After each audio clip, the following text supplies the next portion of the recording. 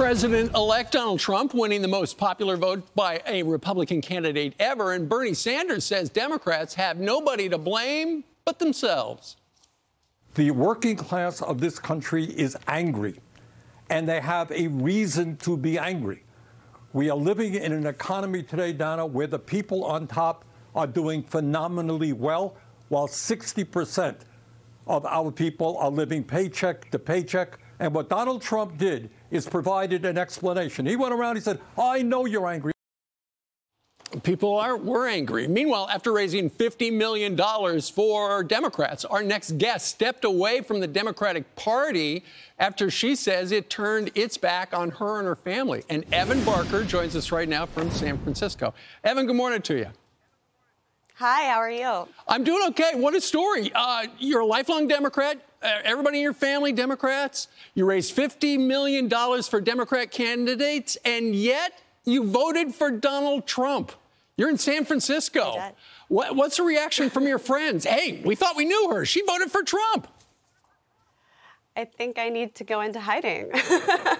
You're not kidding. You know, it's actually been quite brutal. I've had friends that I've known for over a decade in the last couple of days that have completely turned their back on me and want nothing to do with me anymore. So it's been a hard few days, yet still I do not regret my decision, and I don't regret my decision to go public with this information either. Indeed, and you wrote an article for the Free Press, and in the article, for folks who have not read it, Evan, you said essentially you raised the middle finger to your own party because they lost. Yeah. They lost what they used to stand for something, and now they don't. Explain.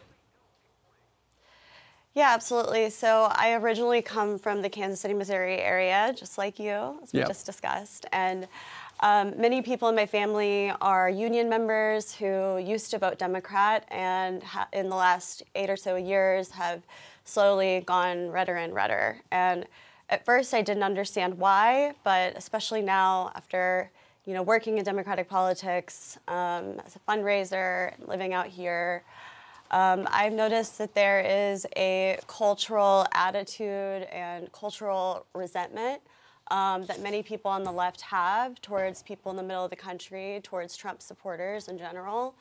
I think we saw that very clearly in the final few days of the election when Joe Biden came out on television and called the majority of the country garbage. Right. So, there's been a lot of things that have led to this, and I think especially in this election, Kamala Harris did not really ever articulate her vision for America's economic future. She didn't really address the pain that people were feeling. Instead, she had television show appearances with Oprah Winfrey and the women on The View. Who just, they just don't get it. They don't get the pain that people are feeling. Meanwhile, while Donald Trump was out there talking directly to people every single day, he ran on a platform of economic populism, things that would really benefit the working class and people that I know back home, like no tax on tips, no tax on overtime, tariffs, which help protect jobs. Right. Here in the United States. And Evan, one other thing I wanted just to touch on, because it's Veterans Day. Your stepbrother served in the Navy and sadly was killed when there was a ship collision.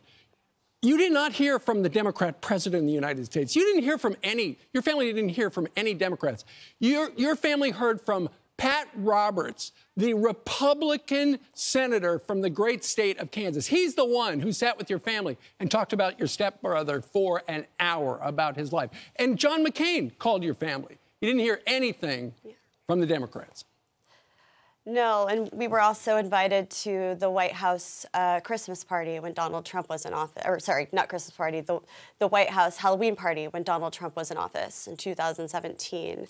Ironically, my brother was a janitor in Barack Obama's state office when he was a state senator in Illinois. And he ended up joining the Navy in 2008 after he worked as a janitor. And I actually reached out to the Obama Foundation during that time and through my contacts in Democratic politics, trying to reach him, hoping that he might remember my brother.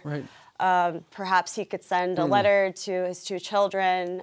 They were 6 and 8 at the time when he tragically passed away in a very preventable death.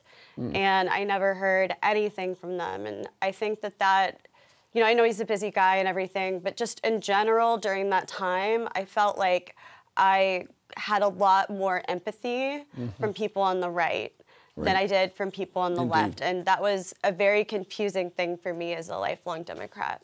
Well, and now you're going to change your official party registration to independent. Joining us from San Francisco today, Evan Barker. If you want to read her piece, it's in the Free Press, and it's terrific. Evan, thank you very much. Thank you. I'm Steve Doocy. I'm Brian Kilmeade. And I'm Ainsley Earhart. And click here to subscribe to the Fox News YouTube page to catch our hottest interviews and most compelling analysis.